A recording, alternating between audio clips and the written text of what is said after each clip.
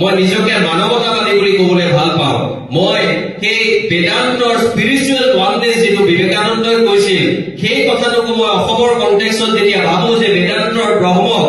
গীতাৰ শ্ৰীকৃষ্ণৰ জৰিয়তে আৰু ভাগৱতৰ ভকতিৰ মাজেদি নাহি ভকতিৰ জাতীয় জাতি বিচাৰ কৰি আধ্যাত্মিক সমদৰ্শীবাদৰ এক আধাৰ নিৰ্মাণ কৰিছিল মহাপুৰুষ শংকৰদেৱে সংকীৰ্ণতা আৰু সাম্প্ৰদায়িকতাৰ ঊৰ্ধলৈ গৈ তেনে এখন সমাজত আমি তেওঁলোক এই গুৰু দুজনৰ ক্ষেত্ৰৰ কথা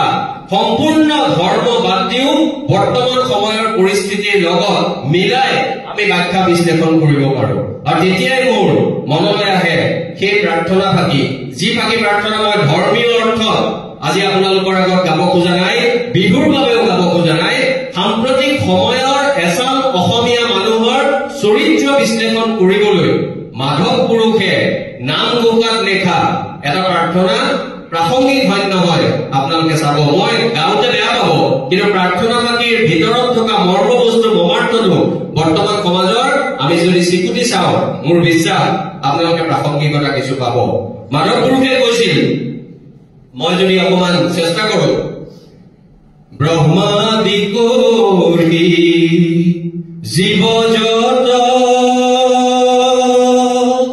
ৰাম ৰাম ৰাম ৰাম ৰাম মায়া সজ্জা মাজে আশ্ৰয়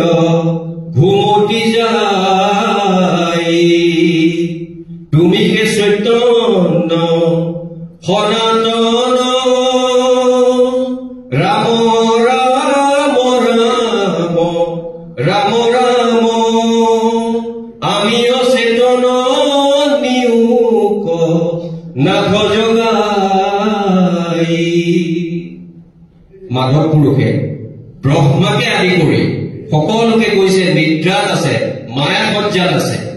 আখ্যান উপাখ্যান ধৰ্মীয় কথা বিশ্বাস কৰিলে ভাল বিশ্বাস নকৰিলেও মোৰ কিঞ্চিত মানুহ আপত্তি নাই কিন্তু ভাবি চাওকচোন আপুনি মই গুৱাহাটী ডিব্ৰুগড় নগাঁৱৰ বহুবোৰ অসমীয়া মধ্যবিত্ত নেটফ্লিক্সত চিনেমা আছে আম্বানীয়ে জিঅ'ত ইমানবোৰ দিছে কিহৰ বাবে বিবেকানন্দ কিহৰ বাবে হিতেশ্বৰ শইকীয়া আগতে মুখ্যমন্ত্ৰী আছে নেলাগে এইবোৰহে লাগে আৰু পাৰিলে চৰকাৰী পক্ষ যিয়েই নহওক তেওঁলোকৰ লগত হালুৰি বুলাই থাকিলেই আমি আমাৰ মায়া সজ্জাত থাকিব পাৰিম আৰু মানুহ যেতিয়া মায়া সজ্জাত থাকে তেতিয়া সমাজখনৰ উত্তৰণ নবয় মায়া সজ্জা ভঙাৰ বৌদ্ধিক আন্দোলনত দেৱব্ৰত শইকীয়া হেমপ্ৰভা শইকীয়া আৰু আপোনালোকৰ দৰে শুভানুযায়ী লোকে আজি মাঘৰ বিহুৰ আগদিনা স্বামীজীৰ উপজাতিৰ লগত সংগতি ৰাখি এইটো অনুষ্ঠান কৰিলে মূল কথাবোৰ ভট্টাচাৰ্যদেৱে ক'লে অসমীয়াত বা বাঙালীত এটা কথা আছে আচলতে ভাল কথাবোৰ পিছত হ'ব লাগে আৰু প্ৰথমতে আচলতে অকমান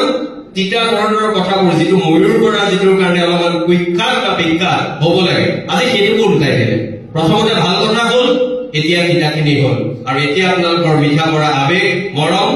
নমস্কাৰৰ সৈতে মই বিবেকানন্দৰ উপজাতিত প্ৰয়াত হিতেশ্বৰ শইকীয়াদেৱৰ স্মৃতিত শ্ৰদ্ধাঞ্জলি যাচিলো বিবেকানন্দলৈ সেৱা যাচিলো আৰু আপোনালোকৰ মাজত থকা সেই যে আনটেপ সম্ভাৱনীয়তাখিনি মই সেলিউট কৰিলো যাতে মায়া সজ্জাৰ পৰা জগাই আমাৰ অসমখন ভাল কৰো ভাৰতখনক উদাৰ কৰো পৃথিৱীখন ভাল কৰো ধন্যবাদ